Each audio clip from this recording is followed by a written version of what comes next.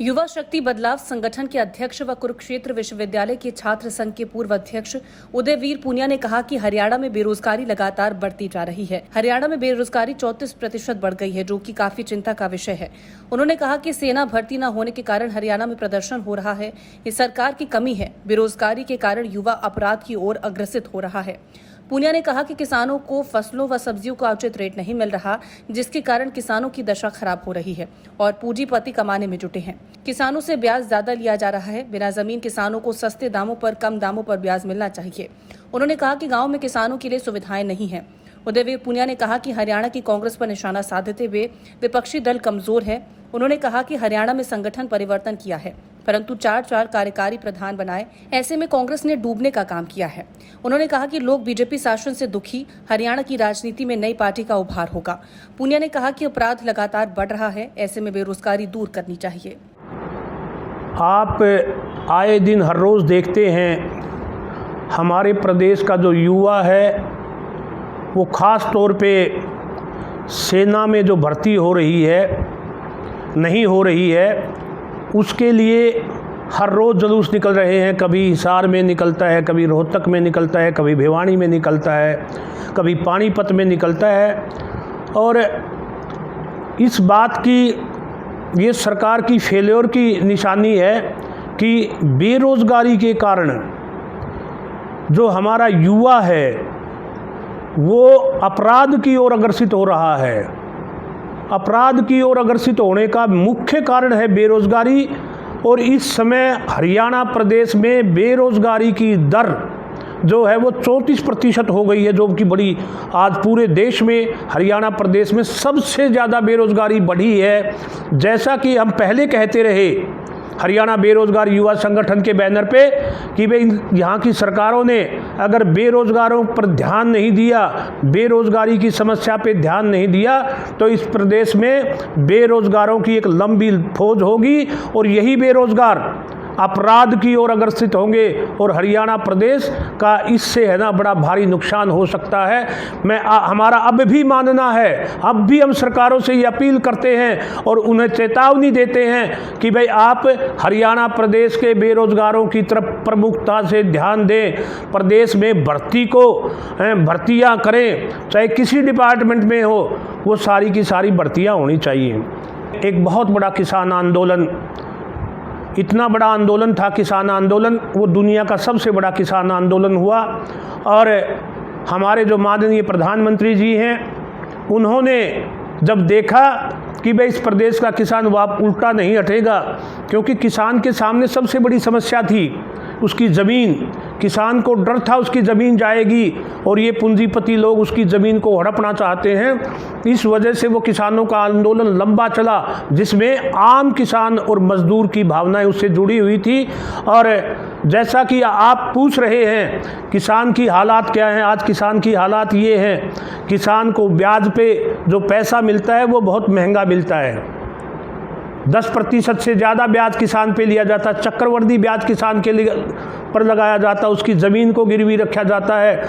हम तो ये कहते हैं कि किसान की बिना गारंटी के ज़मीन की, जैसे इन उद्योगपतियों को किसान इन उद्योग पे कर्जा देती हैं, उसी प्रकार का बिना ज़मीन उनकी गहन किए किसानों को कर्जा मिले और कर्जे की दर सस्ती हो। क्योंकि आपने देखा होगा अगर इस समय हमारा जो खेती है, खेती के कारण ही हमारी जीडीपी दर बची हुई है, वरना ये देश कभी का कंगाल हो गया होता। और मैं तो इस मुद्दे पे एक बात और कहना चाहता हूँ, किसान की जैसे फसल है, जब वो किसान के खेत में होती है तो उसके भाव है ना बिल्कुल कम होते हैं, लेकिन जब वह फसल पूंजीपतियों के गोदामों में चली जाती है उसके भाव दुगने हो जाते हैं। अभी आप गेहूं का ही उठा के देख लीजिए, आज गेहूं के क्या रेट है और जिस समय किसान ने खरीदी उस समय क्या रेट थे। दूसरी बात, आज सब्जियां, करेले की सब्जी है, टमाटर की सब्जी है, आप जो और अन्य सब्जियां, चाहे घिया हो, चाहे तोरी हो, चाहे कोई सब्जी हो, सारी की सारी सब्जियां 5-5, 7-7, 10-10 रुपये किलो किसान से खरीद कर उनको स्टोर करके 40-40 रुपये किलो ये जो पूंजीपति लोग हैं उससे कमाते हैं, जबकि किसान उसके लिए मजदूरी किसान देता है, मेहनत किसान करता है और उसको मिलते सिर्फ 5 और 10 रुपए हैं, जबकि वो खामखा 30-30, 35-35 रुपए किलो गले उनका प्रॉफिट उठाते हैं। ये बड़ा दुर्भाग्यपूर्ण है। हमारा तो ये मानना है कि सरकार को किसानों को उसकी फसल का उचित भाव दे और किसानों को सस्ते ब्याज पर ऋण दे, और जो ऋण चक्रवृद्धि ब्याज के कारण किसान का बढ़ गया है वो उससे किसान को कर्जा मुक्ति करे और नए सिरे से सेटलमेंट करके किसान को कर्जे से बहाल करवाए, उसका ऋण माफ़ करे सरकार। यही एक इस समस्या का हल है। अब आप देखेंगे एक गांव से 300, 400 किसानों के जो परिवार हैं वो शहरों में आ बसे हैं, क्योंकि गांव में सुविधाएं नहीं हैं। गांव की हालात आज ये है कि वहाँ पे रहना, लोगों का जीवन वहाँ पे दुभर हो गया है। बच्चे बेरोज़गार हो रहे हैं, बच्चों को अच्छी शिक्षा नहीं मिलती, बच्चों को अच्छे स्वास्थ्य के लिए अच्छे ना डॉक्टर हैं वहाँ पे।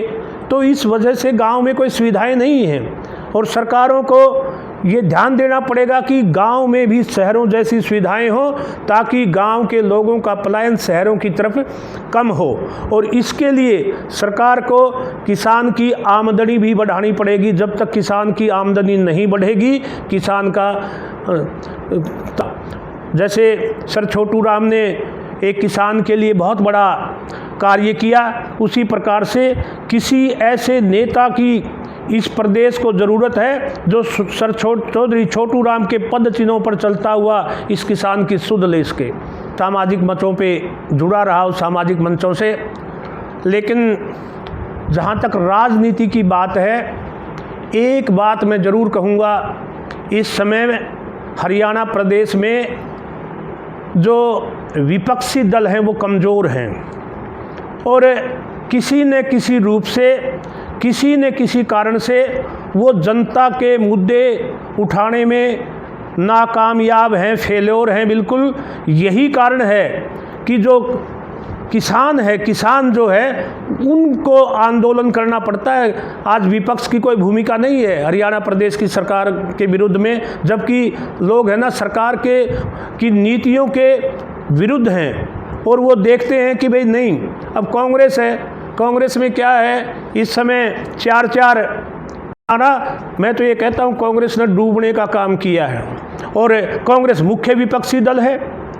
तो हमें नहीं लगता कि भाई कांग्रेस कोई प्रधान कार्यकारी अध्यक्ष बना रखे हैं। चारों के चार कार्यकारी अध्यक्ष, उनकी अपनी नीतियाँ होंगी, उनके अपने गुट होंगे, वो प्रधान का विरोध करेंगे। विपक्षी दल है तो हमें नहीं लगता कि भाई कांग्रेस कोई इसमें मुख्य भूमिका निभा पाएगी।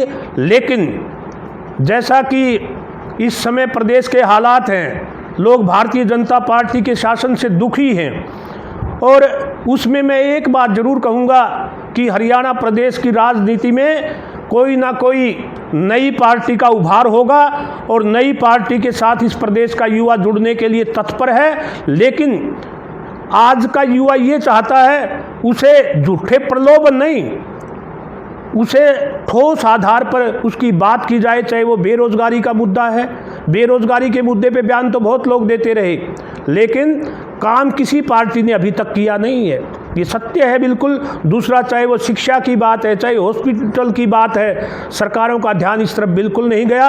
और ख़ास तौर पे मैं तो ये कहता हूँ कि ये जो अपराध इस प्रदेश में बढ़ रहा है, ये सबसे बड़ी बीमारी है। आने वाले समय में हालात ये हो जाएंगे कि भाई अगर इन सरकारों ने ध्यान नहीं दिया कि जो घर से जो सज्जन पुरुष हैं, जो अच्छे लोग हैं, उनका घर से निकलना दुर्लभ हो जाएगा।